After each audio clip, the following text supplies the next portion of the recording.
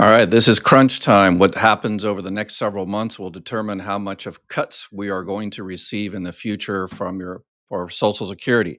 So as of right now, it looks like the president is about to sign the Social Security Fairness Act, and that's going to cut a little bit more and sooner of our benefits from Social Security, disability, retirement, survivor benefits across the board. So right now, as I'm talking right now, 2034, it's projected that we're going to get cuts of 21% across the board. And people always say, well, I'm already receiving benefits. Maybe I'll be grandfathered in. I wouldn't bet on it because the law is not written that way. If they change the law, but that's incumbent upon us to get all this changed. If the next president does some of the stuff he's talking about, then we're looking at cuts sooner and deeper. I've got all of the resources in my YouTube description, so if you want to see the actual analyses of all of these numbers, make sure you look at those reports there. But once the president signs the Social Security Fairness Act, then it might be a little bit sooner than 2034, about 6 months or a year earlier, and then maybe a 23% cut instead of a 21% cut, because that's about $190 billion price tag. All right, so this is a very important. If you're new to my channel, my name is Ed Weir. I ran the third business Social Security office in the country, and now in my semi-retirement, my mission is twofold. One is to make sure you are receiving everything you're eligible for and earn from Social Security in terms of retirement benefits, survivor benefits, spouse benefits, disability benefits, Medicare, Medicaid. And my next mission in life, old Marine Corps sergeant, always have to have a mission in life. My next mission in life is to make sure those benefits are continue for you and your children and your grandchildren, and then there are no cuts. So that's what I'm going to be focusing on today. We've got a new Congress just came in, already started to do some sneaky stuff already with Social Security. I'm keeping an eye on this. I'll go through some of the videos I've talked about over the last few weeks, and I'm going to continue to keep an eye on this. So make sure you reach out to your politicians and say, hey, I don't want my check to be cut here in a few years. I don't want Social Security to be privatized. I want Social Security to be, strengthened. Okay, let's get into the first video here, and this is the new Congress that just came in, and they chose a minority leader and a majority leader for the House of Representatives. And let's see. I took a little clip from the minority leader, and let's see what he has to say.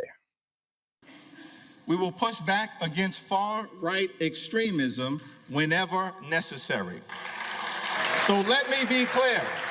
Social Security and Medicare are not entitlement programs. They are earned benefits. Hardworking American taxpayers pay in to Social Security and Medicare every day, every week, every month, every year throughout their entire adult life. They've earned those benefits, worked hard for those benefits, and deserve those benefits. So as Democrats, our promise to the American people is that we will fight hard to make sure that no one in this town takes away Social Security or Medicare from the American people. Okay. All right. So let's talk about this. First thing of all, politicians, they love playing these kind of culture wars, these vocabulary wars, definition of words. Social Security is an entitlement program, but there's different definitions of what an entitlement is. There's a kind of there's the four-letter word of entitlement, which has been around since the 1980s. Reagan really took advantage of the word, made it a four-letter word. The belief that one is deserving or entitled to certain privileges. So that is not what we're talking about. Social Security. We're talking about the other definition, which is number 3 here: a government program providing benefits to members of a specified group.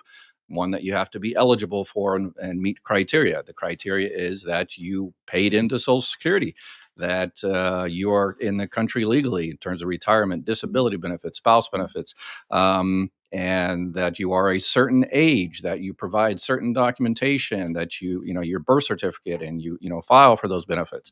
So if you fulfill all those criteria, then you're entitled to that benefit. So yeah, it's not a good way to start when you kind of playing to the kind of the kind of the I guess the grammar. I used to call them the grammar Nazis, but yeah, the kind of the grammar thing. But all the Other things he's saying, okay, the Democrats, they say they're going to go ahead and fight for Social Security. Okay, awesome. We like that. Um, but as I mentioned, there are going to be cuts here coming soon. And why wasn't that addressed during this last Congress or the Congress before? So if you're new to my channel, regulars to my channel know that I am an equal opportunity hater in the sense of politicians have had decades to solve the issue to make sure we don't get cuts in the future because there was a obviously the Social Security Trust Fund was put there for the baby boomers. The baby boomers are starting to use that. So obviously the trust fund is being depleted. No problem. We understood that. But going forward, we need to make a policy, some type of changes to Social Security. And I don't believe it should be privatized. Pretty much everybody that watches my channel doesn't believe it should be privatized. There shouldn't be cuts, shouldn't raise the retirement age. There are plenty of other options out there to save Social Security and make sure those cuts don't happen. And politicians, the President Biden, President Trump before him, Obama, Clinton, Bush, all of the politicians, all the senators and House of Representatives for the last 20 or 30 years had an opportunity to fix this, but they ignored it. They kicked the can down the road, but there is no more road. And the next several months, the next year or so, is going to be crucial. So we really, really need to get involved over the next several months and make sure this next Congress doesn't what it looks like they're going to do. I made a video on this. There's going to be a Senator Cassidy from Louisiana. This is a video I did about a week or so ago. He proposed privatization of Social Security, the trust fund. Social Security Trust Fund has about $2.7 trillion in it right now. And he says, well, let's give about half of that to Wall Street and let them see what they can do with it in real estate or whatever the case may be. And a lot of people, some people say, okay, yeah, that's perfect. Let's go ahead and do that. But a lot of people said, no, let's not do that. I took Social Security retirement claims right after the last crisis in 2008. And I've taken hundreds of thousands of retirement claims. And there are so many people that, lose their money in the stock market. And the Social Security is supposed to be a safety net. It's not great returns. We do get an interest on our trust funds. We do get an interest. It's not great, obviously, but that's, it's a very, very safe investment. So there's an attempt to privatize it, give about half of your money to Wall Street. And again, I want to make sure I go out on everybody here. President Biden is about to sign this thing, basically defunding the trust fund more, up with a tune of $190 billion, which is going to reduce the trust fund, and that means the cuts are going to happen sooner and they're going to be deeper. Once he signs that, I'm going to do another video explaining all the details of that. It's basically based on this Social Security Fairness Act. But one of the things on the Social Security Fairness Act that was passed that night, they also attempted, this is how it's going to happen, kind of in the middle of the night type of situation, where they're passing something like a farm bill or something for the Department of Defense or something that's really, really necessary. And then they stick something in there, an amendment, and that's exactly what they try to do on this vote. There's some senators that tried to stick in there to raise the retirement age to like 69 or 70 years old. So this is how this is going to happen. We're going to wake up one day and turns out that we have to wait until we're 75 years old, or we're going to get a 50% cut. But I'm going to stay vigilant and make sure that doesn't happen. I did another video, this was yesterday, day before yesterday, on Senator Markway Mullen out of Oklahoma, that number one won the competition for the most uninformed U.S. politician on Social Security. What he said during this Turning Point Action conference was just, it's unbelievable that he is a politician, and he's the guy, one of the guys, one of the few of the several hundred, one of the several hundred that has our Social Security future in his hands. And either number one, he has no clue what he's talking about. He has no clue what Social Security is about, or number two, oh, you know what number two is? He knows exactly what he's talking about, but he's not. He's bending the truth a little bit. Let's say that. I'm trying to be generous here. So this is a long plan. This doesn't begin with Trump, but this is D-Day basically for Social Security and Medicare. Over the next several months, with the new president coming in, this is what a plan that has been around for about 40 years to kind of choke Social Security, choke the resources, make us hate Social Security. When you're on the phone for 3 hours, you're not getting your disability claim adjudicated for 6 months, a year, 2 years. This is a conscious decision by politicians to make Social Security the worst possible customer service they can be. And that way you just throw up your hands and say, you know what, forget about it. They've done a terrible job over the last few decades. Let's just go ahead and give it to Wall Street and see how they do it. And that was a conscious decision to design the system exactly like that, not support the system. So I'm not blaming Trump. Well, I am blaming Trump. I'm blaming Trump. I'm blaming Biden and Obama and the Clintons and all the rest of it. But the next term, whether it was going to be Vice President Harris or President-elect Trump, whoever's going to be on the next term, the next 2 years are going to be crucial in your Social Security.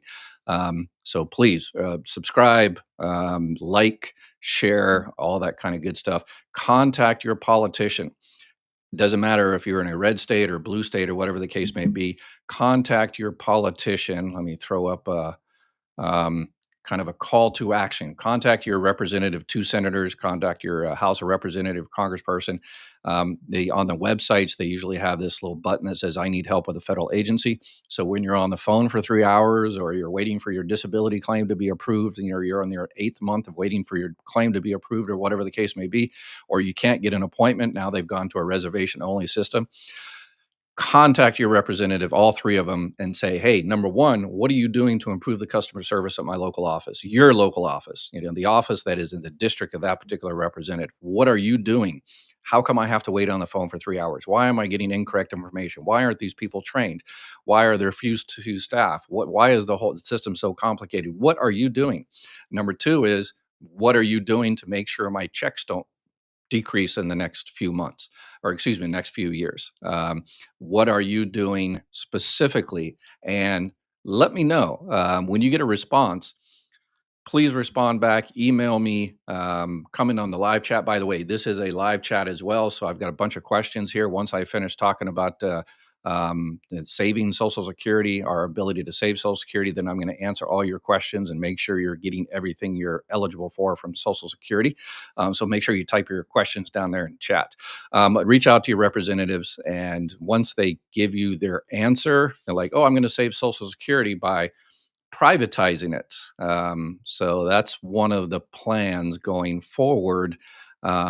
It's a 7-step plan. I've got the actual blueprints of the plan in my YouTube description, so make sure you check that out. They laid it down in the 1980s exactly how they're going to get rid of Social Security. They've been trying since 1935.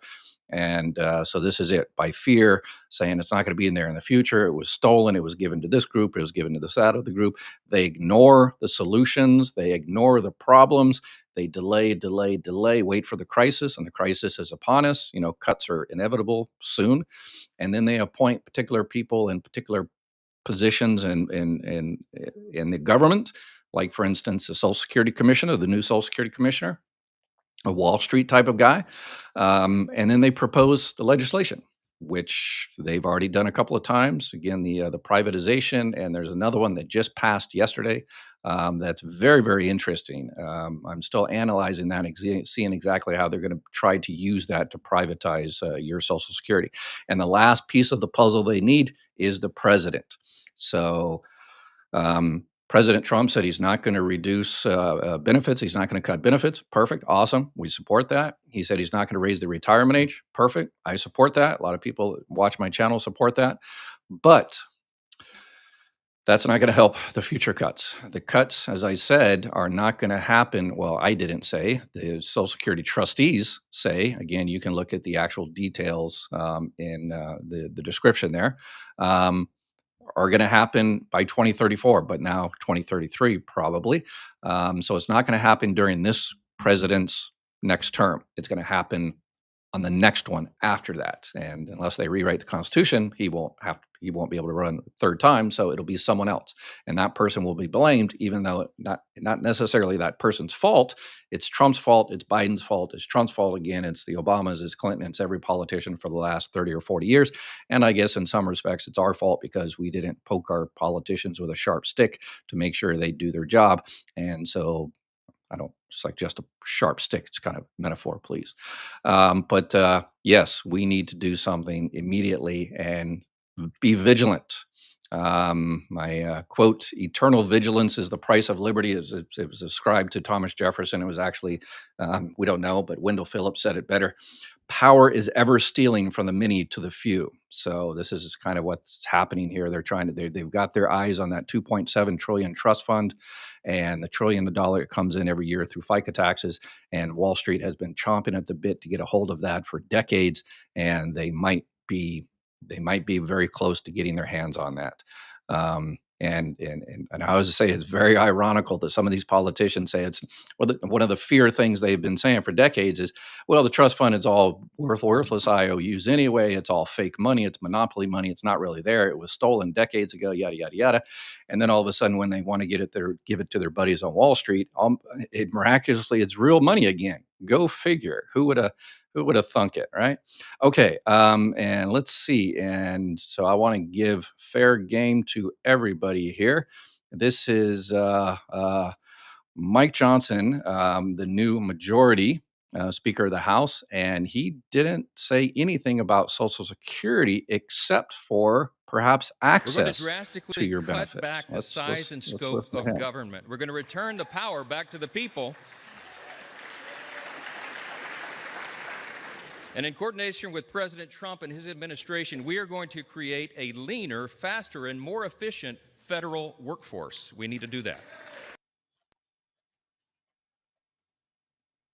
Okay, perfect. Yes, we all love a leaner, more efficient workforce. I agree 100%. That's what I did for decades when I worked at Social Security. I tried to make my office as efficient as possible because we had to. We had such low resources.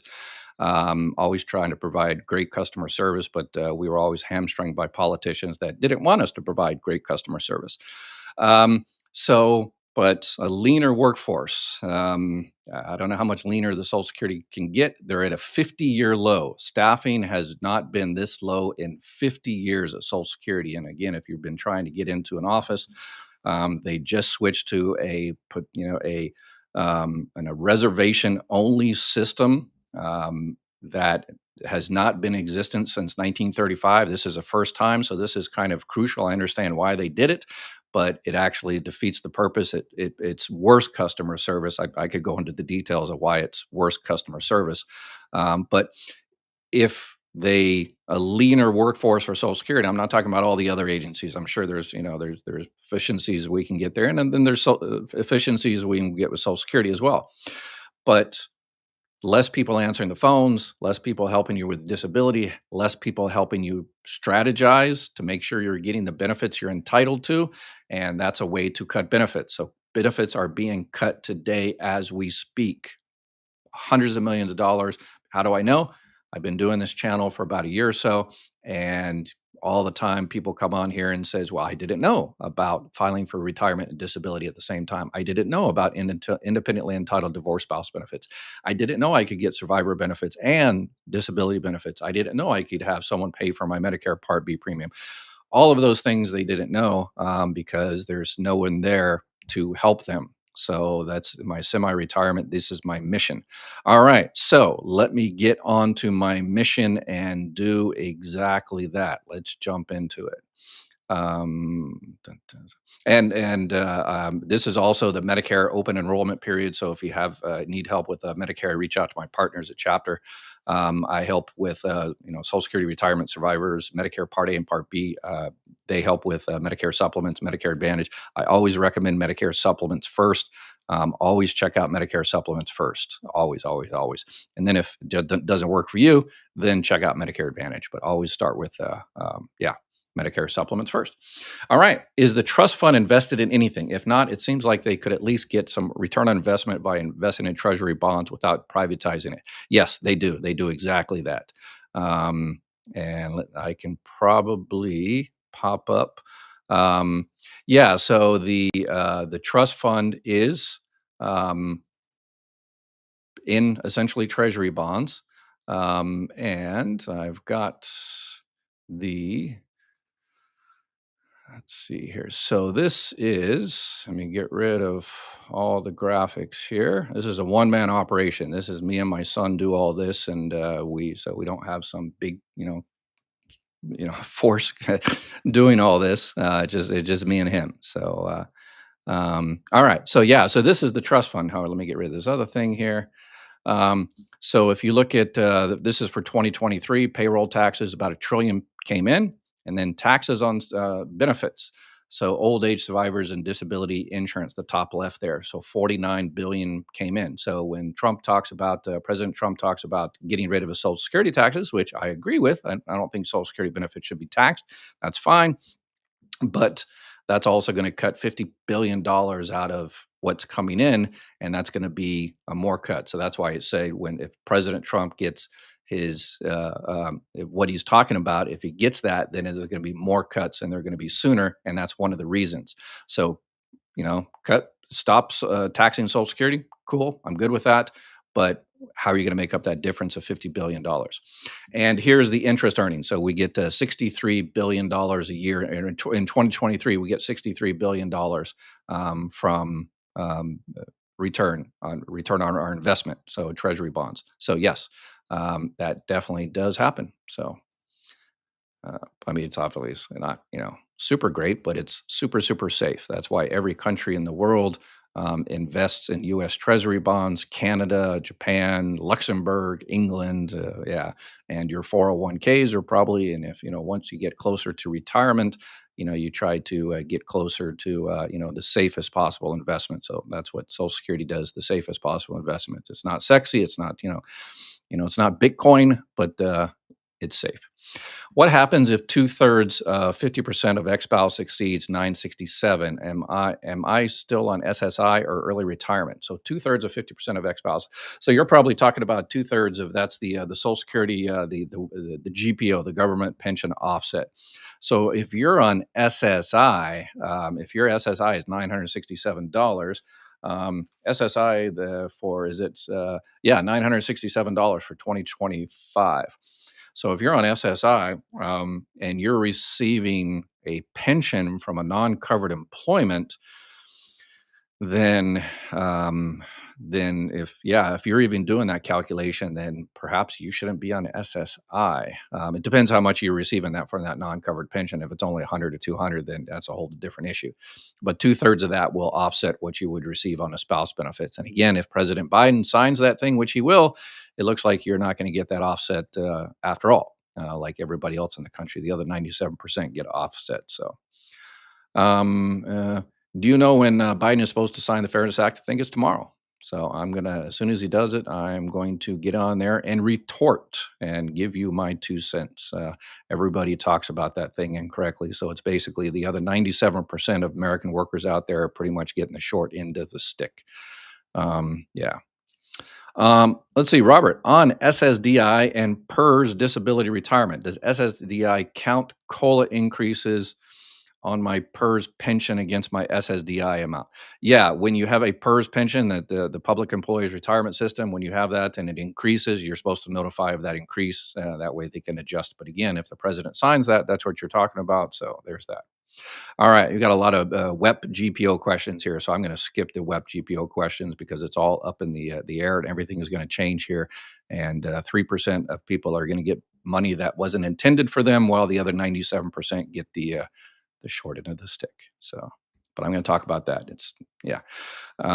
Clarification, please. Do you get both $1,000 disability and the 71.5% survivor benefits, or just the 71.5% of the survivor benefits, since I am only 60 and a half and they suck back the check from the December 25th?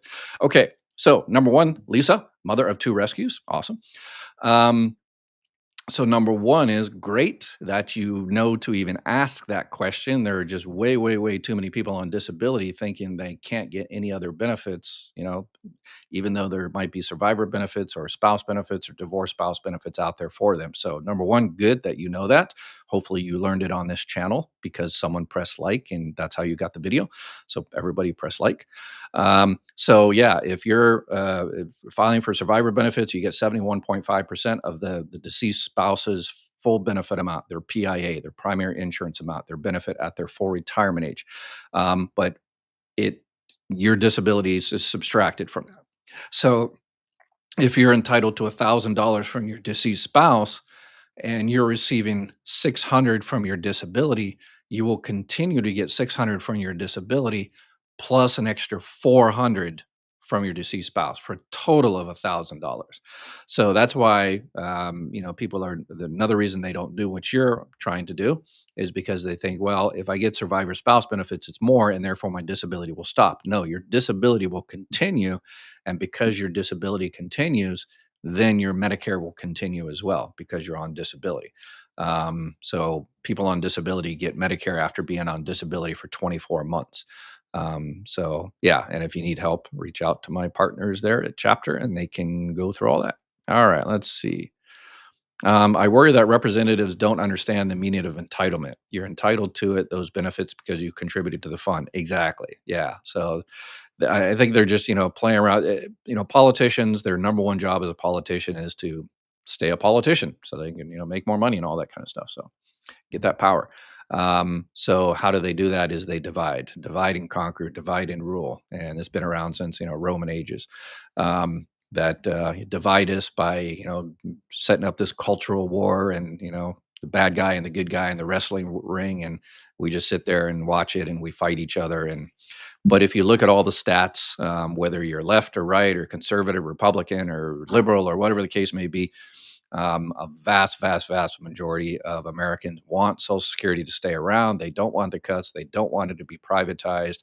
But that's no fun for politicians. So they tried to divide us by using these kind of, these word wars, I guess, and then talking about, oh, the money has been stolen and all the rest of it. And then there was another there's another the new myth out there is that there's 6.2 million deceased people receiving retirement or benefits from Social Security.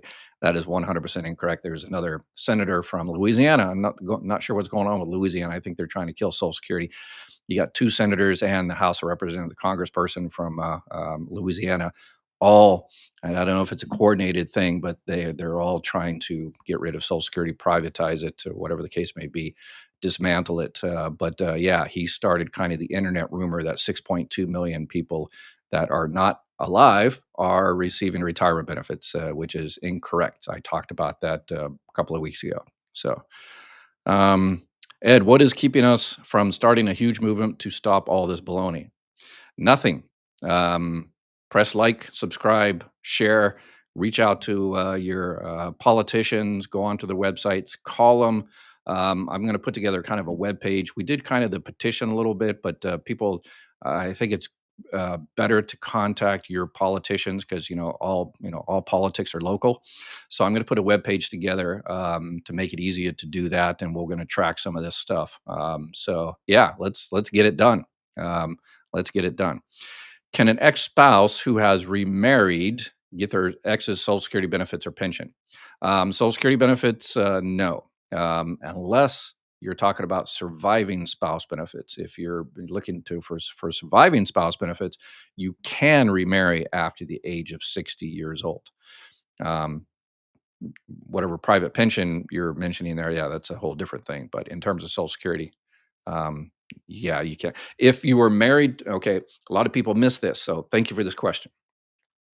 If you were married to someone for at least 10 years, you're entitled to benefits on that person record if your benefits are less than half of theirs.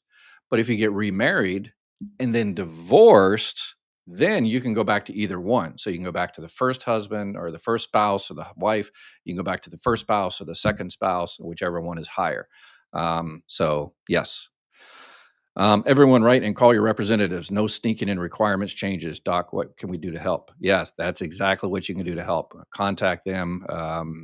contact, once you got a new Congress in, contact your House representatives. You can go into, was it congress.gov?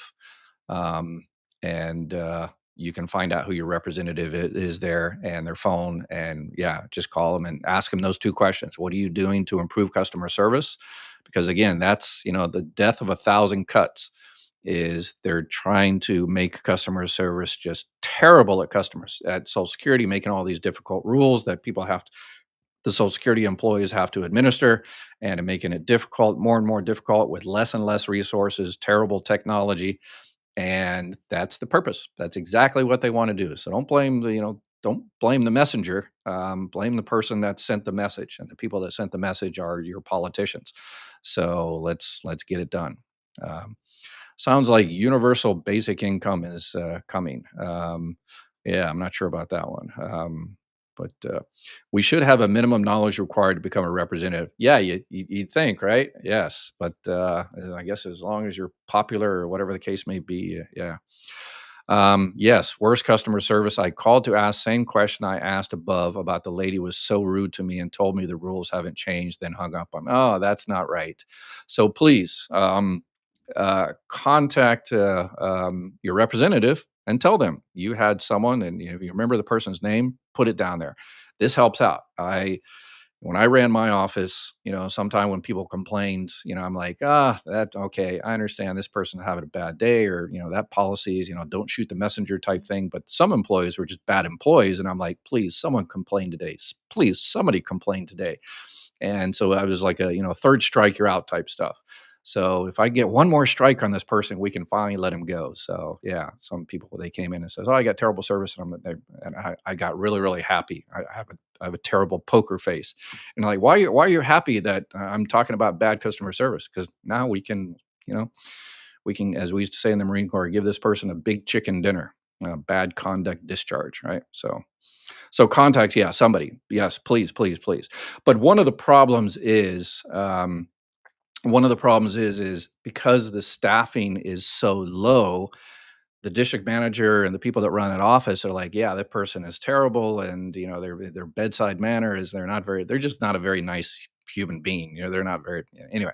But they do adjudicate claims. They're good on that, and they get the work done and stuff like that. And if we fire that person, then we can't hire anybody else because Congress won't let us hire anybody to fill that position to help people. So a lot of district managers out there are like, they tolerate that because the alternative is far far worse. So that's why Congress should support the Social Security Administration and say, okay, what kind of resources do you need to help people, so people don't have to be on the phone for 3 hours, so you can get rid of people that are not nice, that are not doing the correct thing. And if people had an opportunity to replace that person, they would fire people a lot quicker. I guarantee you. I guarantee you. I really hope Biden pulls a John McCain thumbs down. Oh, on the Social Security Fairness Act, yeah, I agree. I hope he does too. 3% of the population out there hate me for saying that, but it is what it is. That's because they've been kind of brainwashed into believing what they're believing, and they don't understand. So, but I'll talk about that one more time. It might be my final time talking about it, but I've been talking about it for decades. But I'm 60. My daughter's 13. My PIA is 3,000. My family max is 49. When I retire at 62, my daughter and wife will, till my daughter turns 16, get 925 each.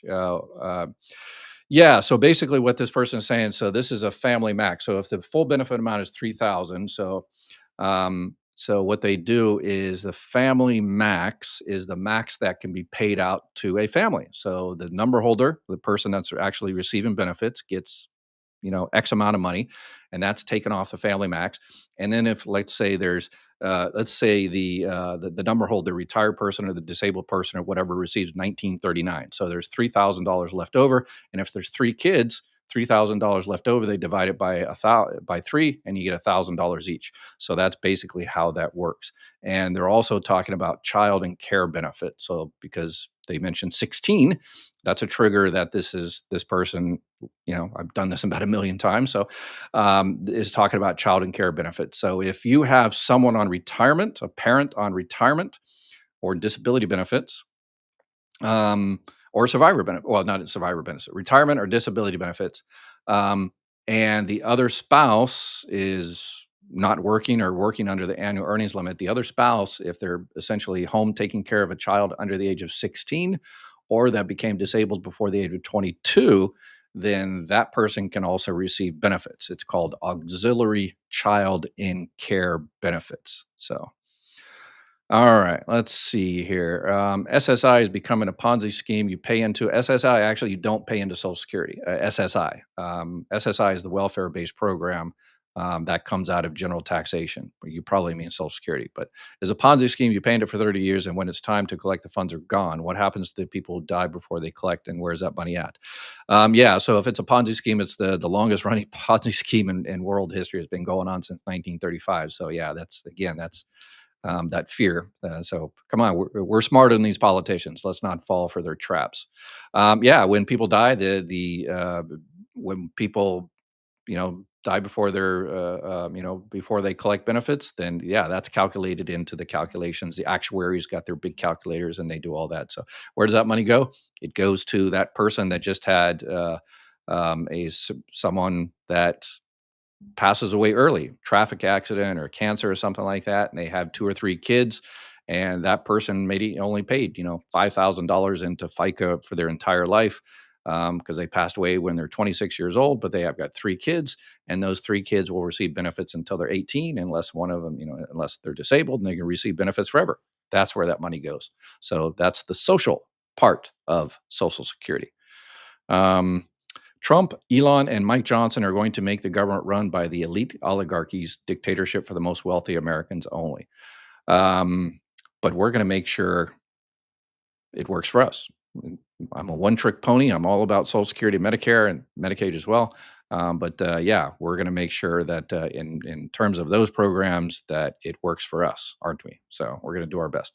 The government wants to keep our money. That is why service is so bad and healthcare is terrible. It's horrible. Yeah, they don't necessarily want to keep the money. Well, they want to make sure it's not spent so they can give more to the Wall Street. Yes, that's probably the case. But yeah, they're trying to discourage us and wanting us to hate Social Security, and that's they're doing a really really good job. I'm 70. I found out I was told to apply 3 months earlier. I don't trust Johnson. He's clueless. Yeah, so if you're 70, you want to get your benefits now immediately. You get those delayed retirement credits. So after your full retirement age, you every month, every 12 months you wait, you get 8% added to your full benefit amount at your full retirement age. So, but that stops the month you turn 70. So I get, unfortunately, a lot of people that contact me on live here and they say, hey, I'm 72 years old. When should I start receiving benefits? And it's like 2 years ago, you've already lost, a year and a half of benefits. Why do I say a year and a half? Am I bad at math? No, you can get 6 months of retroactive benefits. If you're past your full retirement age, if you're 69 years old and you want to file, one of the questions they'll ask you is like, hey, do you want a lump sum for the last 6 months? And you can do a lump sum for the last 6 months. So if you're 70 and a half, you're good. You're still good. So you can file at 70 and a half and just say, hey, give me back my benefits and the month I turned 70. All right. 1 year ago, I asked the Social Security to correct my earnings record. I asked the congressman 4 months ago for help. No result yet. Terrible service. Yeah, unfortunately. So reach out to another congressperson. Maybe that congressperson didn't do anything, didn't follow up. It's called a congressional. When you file a congressional like that, then it goes through the whole bureaucratic, it goes from the congressperson to Baltimore, where the Social Security headquarters is. It goes to the regional office, goes to the local office. And anytime we got congressionals in my office, we had to respond within 24 or 48 hours. We had to call, hey, Max, we see that your earnings record, you want to correct it. And here's the proofs that we need. And we see we got your proofs. Here's what you're doing. If that didn't happen within a week, then someone somewhere lost it. So I would do it again. And Max, good on you. Let me say this again, like I do all the time. The number one thing to make sure you're getting the correct benefits from Social Security is making sure everything you paid into Social Security is accurately recorded. How do you do that? You go into Social Security, SSA.gov, you set up a My Social Security account, and you go in there and you check your earnings record. That's how they determine how much your benefit amount is, by your high 35 years of earnings. So check to make sure, and don't say, well, yeah, there's earnings in 1980 was only, $12,000. It's not one of my high, but yeah, 1980, that's, $12,000 today would, it's like $70,000 today, right? So all right. True Central. I've worked 55 years. The only reason why I got disability is because at 70, I was still working and paying into it before I got laid off because the CEO stole 5 million. Wow. Ouch. Yeah. They definitely got their golden parachute, didn't they? Only got disabilities because it's 70. Okay. So yeah, so now you're on regular old Social Security benefits. Yeah. If you're on disability, um, your disability essentially switches to regular retirement benefits once you hit your full retirement age. There's a lot of people out there. Hopefully this is not you, but if you're past your full retirement age and you've been on disability for a while, you think you're still on disability, but you're not. It's a bureaucratic thing. They stop taking your money out of the disability trust fund and start taking out of the retirement trust fund. But what's important for you is your check stays the same direct deposit, but you're no longer on disability and therefore you have no work limitations. So you can work as much as you want. If you're able to work, go for it. Social Security doesn't care. Another thing is you no longer have those CDRs, the continuing disability reviews. So you don't have to worry about all that garbage anymore.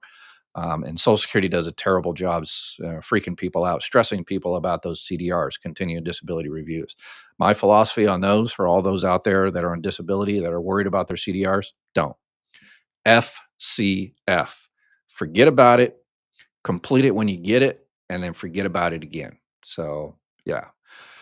Let's see. Are MAGA voters and Latinos the same thing? I guess, yeah. You got MAGA voters that are Latino MAGA voters. Yeah. Social Security is taken out of pre-tax. Why shouldn't it be taxed when it finally given to the earner? It's not double taxation, right?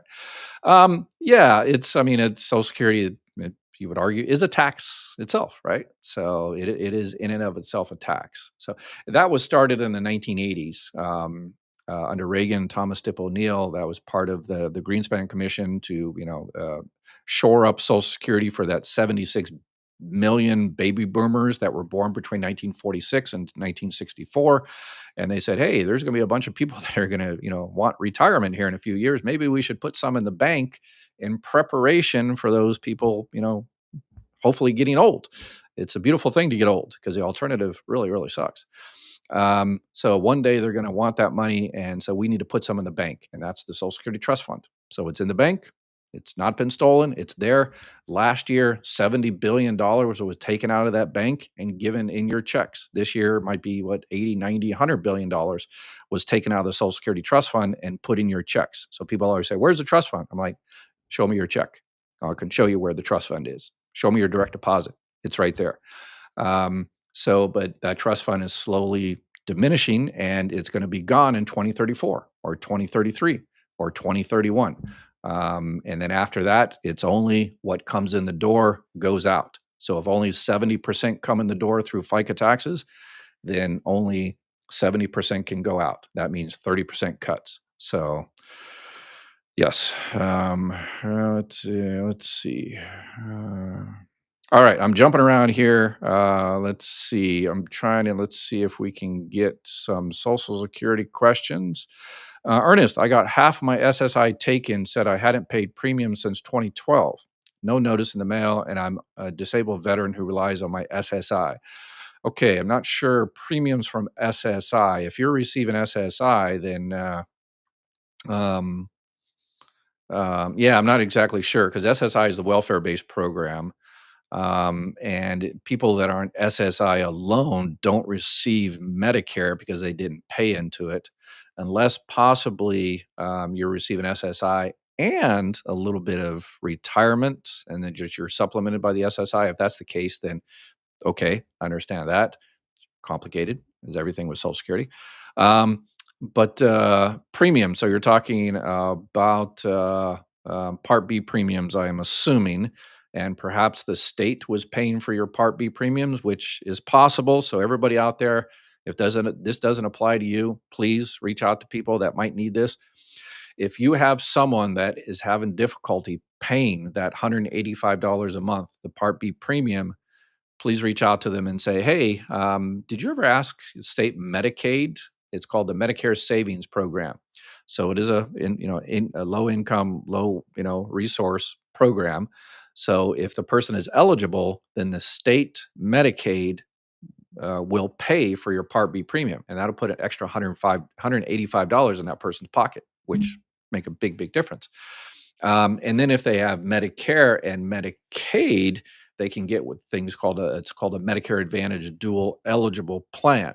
And those are the ones you see advertised all the time with the grocery cards, this, magic, $1,000 a month and free ice cream and unicorns and whatever. The way they advertise those are really scammy, but they do exist. But it really depends on your particular area, how much is available. And as I said, and Ed, didn't you say Medicare supplements are number one? Yes, always check out Medicare supplements. But if if you're on Medicaid, you pretty much can't get a Medicare supplement, or you shouldn't. I don't think it's legal probably in your state, depending on what kind of level you're on. But yeah, if you have the higher levels of Medicaid and Medicare, a Medicare Advantage dual eligible plan could very well help you out and get you some more money. So they need to raise the cap and tax the rich, period. Bernie has this answer to save Social Security. Yes, he does. But again, all these politicians, we have to watch out for all these politicians because, after all, they are politicians. And even Bernie Sanders, who, yes, has a great track record of, talking about Social Security and truth to power and all the rest of it. He supported the Social Security Fairness Act, which is is pretty much shortchanging 97% of the American public for political reasons. So yeah, I'm not giving anybody. I'm not a cult of personality type political person. If you do good, I give you good. If you don't, then I tell you different. So let's see here. What other kind of questions we have? Um, why would President Biden defund the Social Security Trust Fund? When would that take effect? Yeah, so I'll talk about that when he actually signs that thing. Yeah, by giving people benefits that weren't intended for them, and that's $190 billion price tag. This is bipartisan. So it was Biden that supported it, and it was 97 um, uh, politicians in the Senate, so only 3 didn't. And House of Representatives, this was completely bipartisan. So you had they all supported it for political reasons, and there's also a group of people that supported it because it was going to defund Social Security quicker, and it's going to make the crisis worse. So it was a plan to also another attempt to privatize Social Security. So everybody did it for political reasons, pretty much. Yeah. All right. Let's see here. Um, I'm 70. I'm probably going to have to reach out to your partner because I don't know what's going on to happen after that I get rated or what. Okay, yeah. So if you're looking for a new plan, Medicare supplement, Part D, Medicare Advantage, yes, please definitely reach out to them, and they will help you out. And their help is 100% free. How does it benefit politicians to get rid of Social Security and Medicare? Uh, there's certain group of politicians that believe the government shouldn't do anything but defense, and everything else should be done by private companies. And so it's kind of a philosophical, political type of idea. But others, they want to do it because they want to give it to their friends on Wall Street so they can maybe get out of Congress and, go get the inside scoop and all the rest of it. So, yeah, a little insider trading or whatever the case may be. What if the second spouse passes away along with the first? Can I go back and collect on my first spouse, married 22 years, but remarried 3 years after the divorce? Yes, 100%. So if you have same type of situation as ex-divorce spouses that are still out there alive and kicking, if you have two spouses that you were married to, a divorce doesn't matter, except for how long the duration of marriage. But yeah, if you have two deceased spouses, same type of situation, you can get benefits on whichever one is higher. Remember, if it's a divorce type situation, you had to be married to the person for at least 10 years. If you were married to the person when they passed away, you had to be married to the person for at least 9 months. And there are exceptions to all of those. The exceptions for 10 years is if you remarry the same person. which I looked it up, 5% people remarry the same person.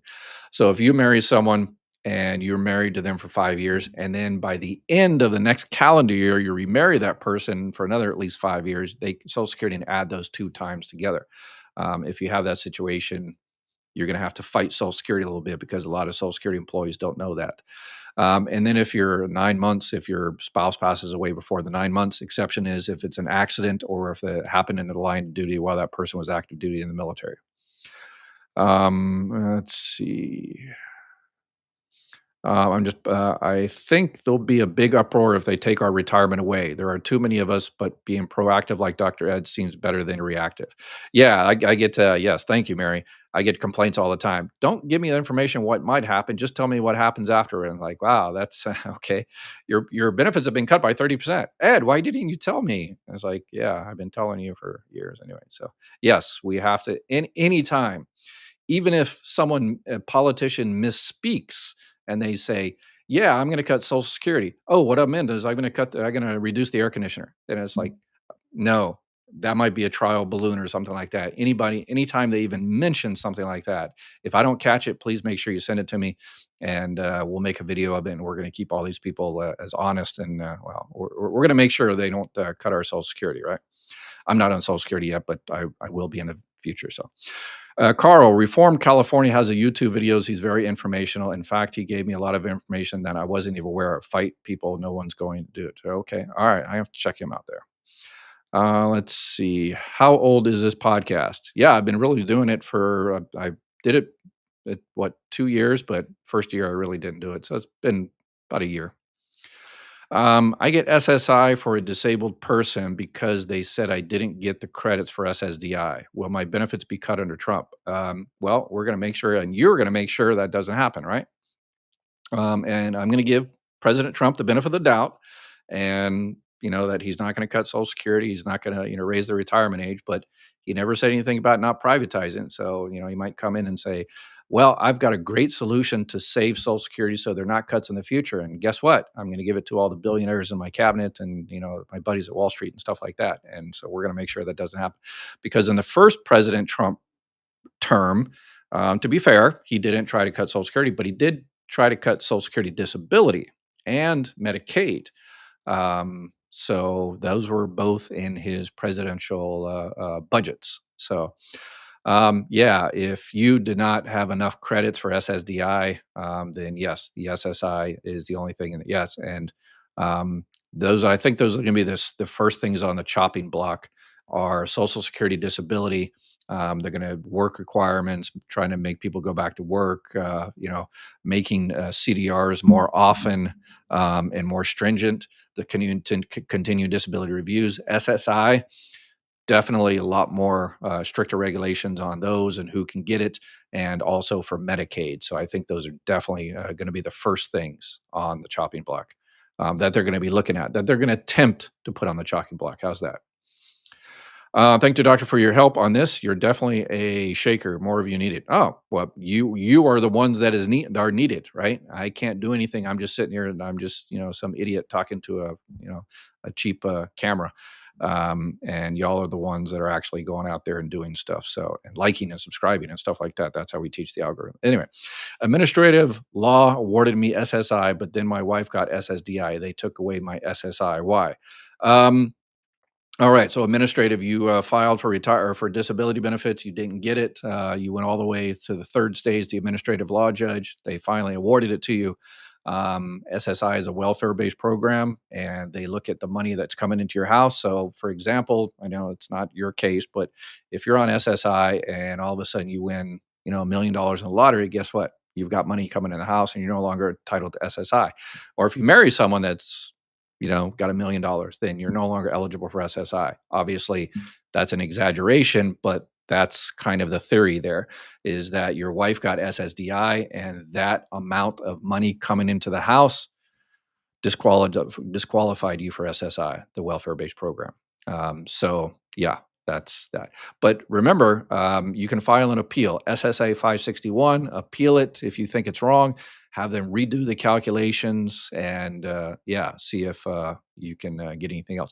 But if your wife is receiving SSDI and you're at least 62 years old, you might be able to get survivor, or excuse me, not survivor, but regular spouse benefits on that person's record. So there's that.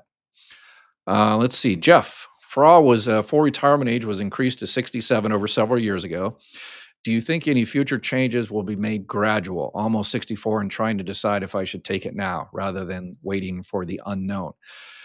Yeah, that's another way. That's how they did it in the 1980s. They said, "Hey, we're not going to hurt you. We're going to hurt your children." And so people are like, "Oh, okay, well, forget them, right?" It's annoying little snot-nosed little kids. Anyway, but yeah, that's how they usually do it. And but from 65 to 67, okay, I could see that. But anything beyond 67, if you're a politician, you've got a nice cushy job and you don't need the money. Who cares? 70, 75, 80 years old. Who cares?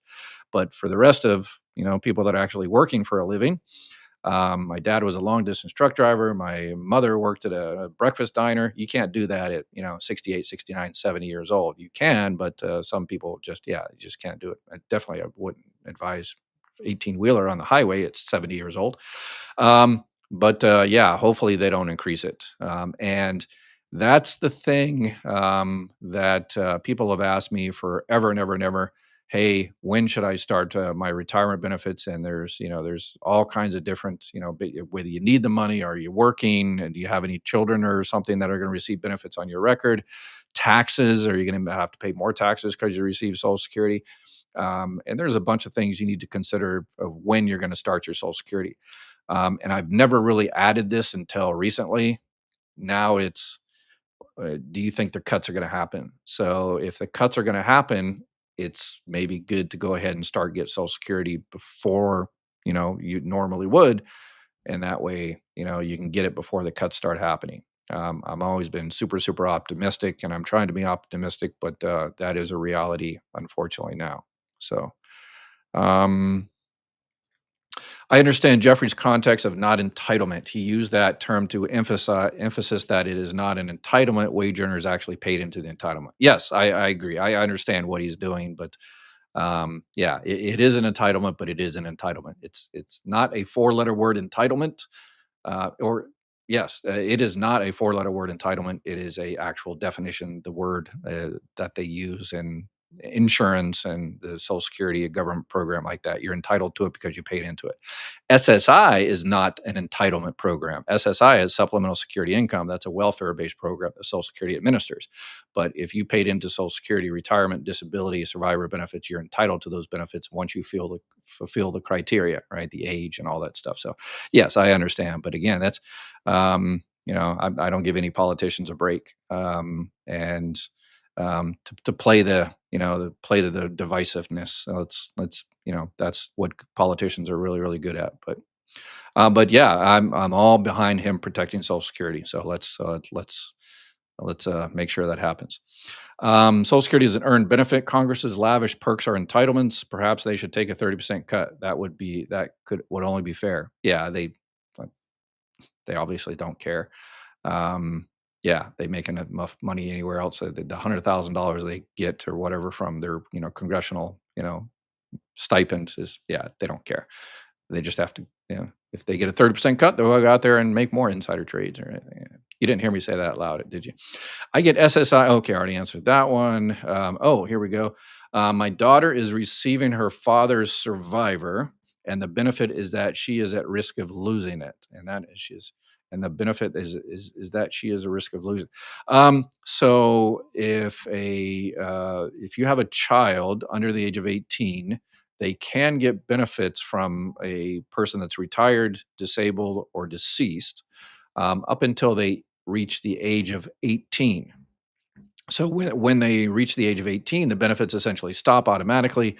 If the child is still in high school, then you just have to provide proof that the child is still in high school. There's a particular form you have to provide Social Security, and then they continue your benefits until you graduate high school.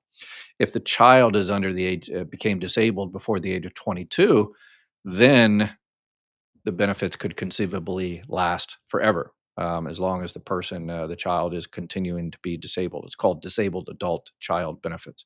Or if the child gets married. Unless, guess what? Exceptions. Disabled adult children, even if they're 45 years old, receiving benefits from their parents' record because they're disabled, if they get married, those benefits stop because they're no longer dependent on their parent because they got married, unless the person they get married to is also a disabled adult child.